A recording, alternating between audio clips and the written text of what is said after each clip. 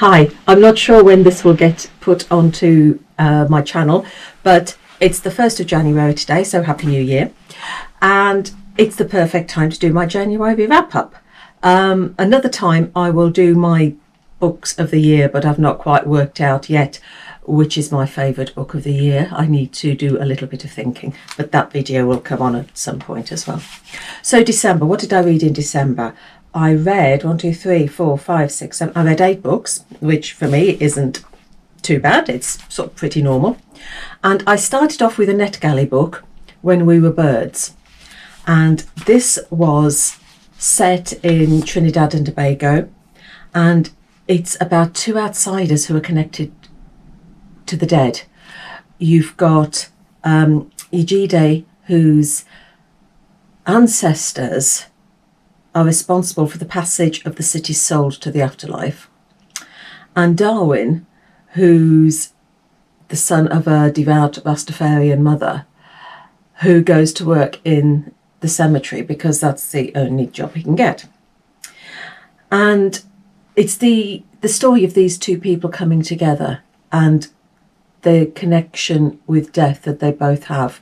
It's like a mythic fantasy, and the rhythm of the language is absolutely super. I like that one a lot. The next one I read was, when I find it, The Last House on Needless Street by Katrina Ward.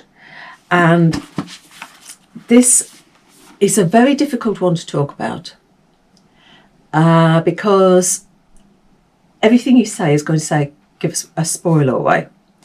But you've got 3 points of view. You've got Ted, his daughter Lauren, and the cat. Oh, sorry, there's 4 points of view. You've also got Dee.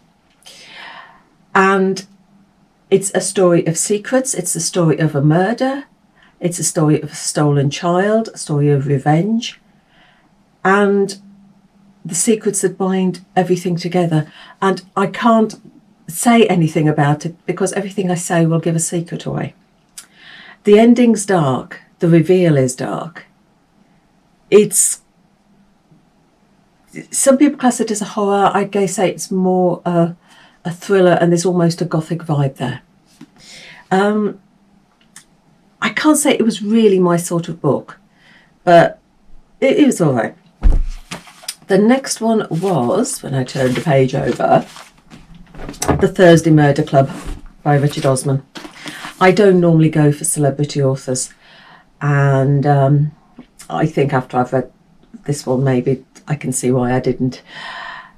It's the story of pensioners in a retirement village. They meet every Thursday to look at cold cases, and when a murder happens at the retirement village, then these 4 pensioners decide that they're going to solve it. And you've got a couple of policemen who find the Thursday Murder Club helpful and unhelpful. And it wasn't as good as I was hoping. Everybody's really hyped about this book, but I've read better thrillers. I've read better murder mysteries. So that one didn't really float my boat. Now, the next one I read was by Katrina Ward again. It's the one that's coming out early this year. Early this year.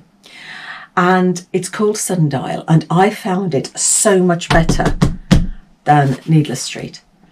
And again, it's one of these books that I can't say a lot about because everything's going to give you a spoiler, and I don't want to do that.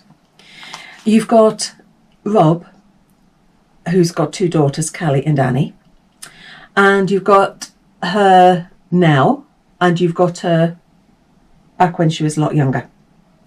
So you've got sort of two timelines, and you've also got a point of view of Callie, the daughter.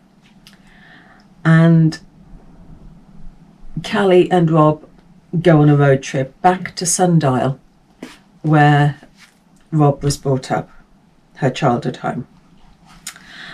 And that's about all I can say. To me, it's a story of nature versus nurture. There is so much in it. There is animal abuse, child abduction, child abuse. There are a lot of triggers in it, and I found some of it disturbing. The ending is really violent, but I thought it was so much better than Needless Street. I really did like that. The next one was The Silent Patient. Everybody said that this was much better than Alex Michaelides' not sequel, follow-on book, The Maidens. I read The Maidens first, and I did enjoy it, but I read this one and I loved it even more. This was so much better.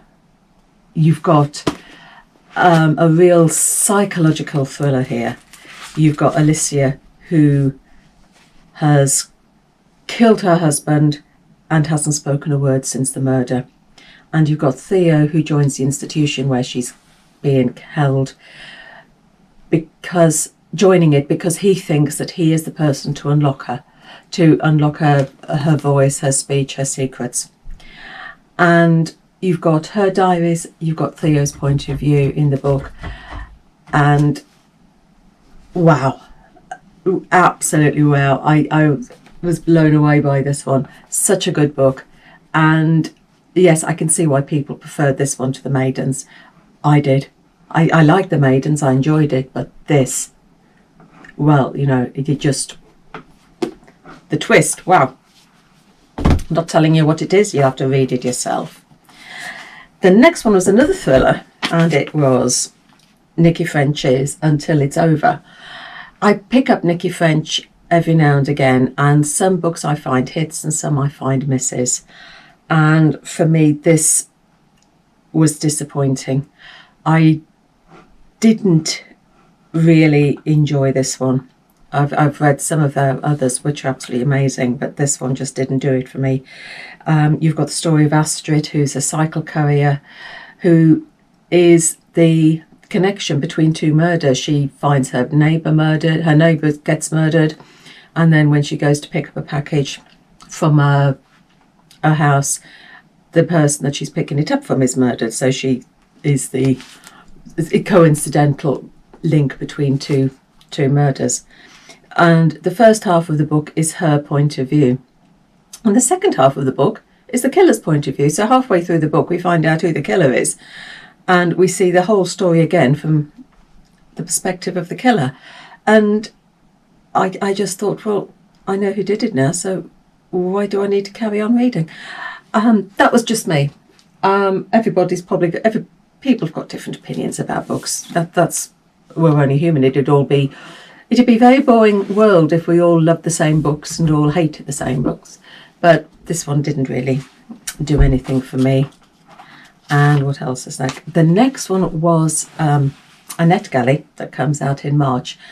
And it's a debut thriller by a Norwegian author, Silje Ulstein. And it's called Reptile Memoirs.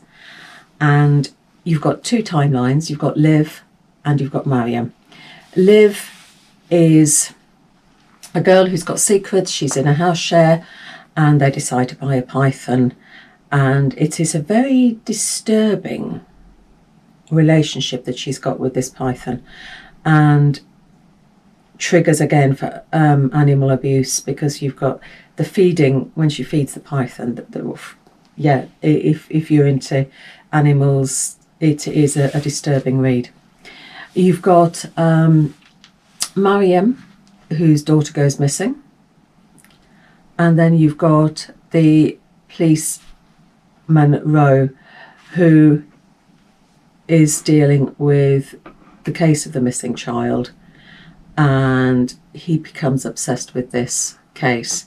And it's a story that's dark, there are reveals, and you've got also every now and again the point of view of the snake, which is interesting. But yes, I liked it. It's Nordic noir with a reptilian twist.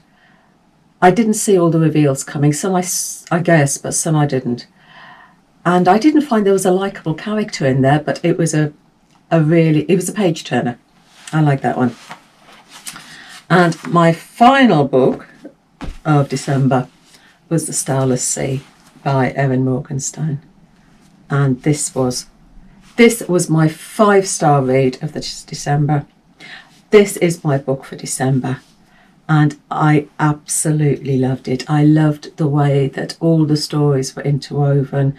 Everything twists and turns, and you've got stories, you've got books, you've got magic, you've got a love story. Absolutely amazing. And I can't wait for her next one. So those are my 8 books of December.